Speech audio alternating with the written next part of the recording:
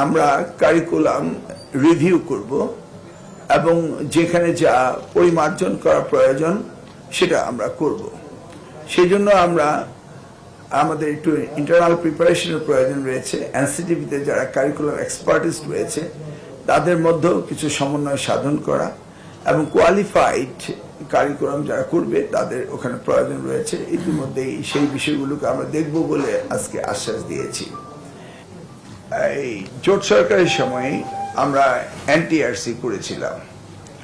এনটিআরসির মূল বিষয়টা ছিল যে বেসরকারি স্কুলগুলোতে, কলেজগুলোতে, মাদ্রাসাগুলোতে শিক্ষকদের নিয়োগের ব্যাপারে এবং অযাচিত আমাদের ম্যাপিং এর বাইরে যে সমস্ত প্রতিষ্ঠানগুলো হতো সেগুলিকে কন্ট্রোলে নিয়ে আসে।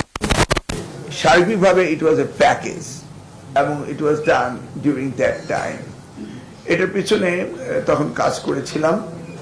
পরবর্তীতে হয়েছিল, এখন সেই জায়গাটি হচ্ছে ওইটার মনিটরিং সেল হবে। সেটাই এখানে কেউ অন্যায় করবে তার পানিশমেন্ট হবে না, এটা এমন কোনো ব্যবস্থা থাকতে পারে না, হতেই হবে।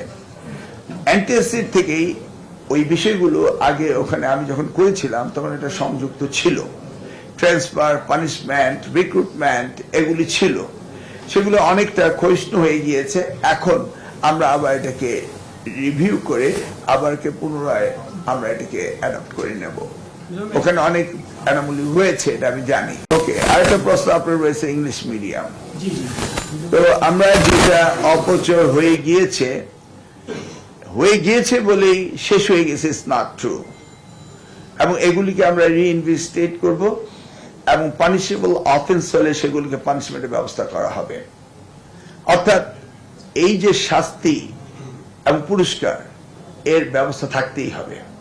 যারা বিগত দিনে এই কাজগুলো করেছেন এগুলি ডকুমেন্ট আমরা তৈরি করে এগুলির পেছনে কি হয়েছে সেটা আমরা বের করব এবং এটাকে রিভাইভ করার জন্য যা করণীয় তা আমরা করব।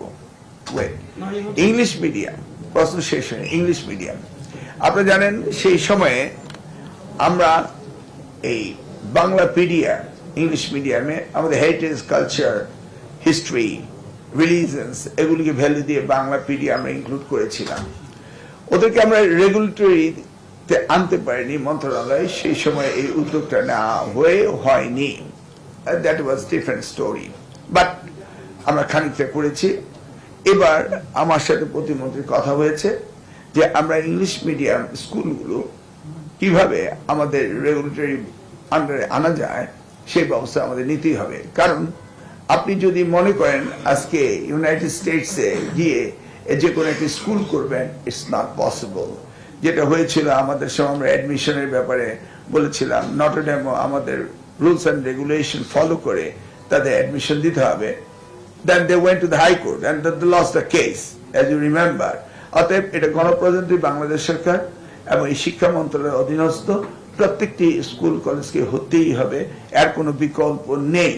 আইনত একই রাষ্ট্রে অন্য কোনো পদ্ধতি থাকে না, বাট পারমিসিবল যেটা সেটা আমাদের যে ক্যামব্রিজ রয়েছে, ব্রিটিশ কাউন্সিল রয়েছে, সেগুলি পারমিসিবল। বাট আমরা তাদের কিভাবে রেগুলেটরি আনা যায় সেই ব্যবস্থাটা আমরা আগামী দিনে করার জন্য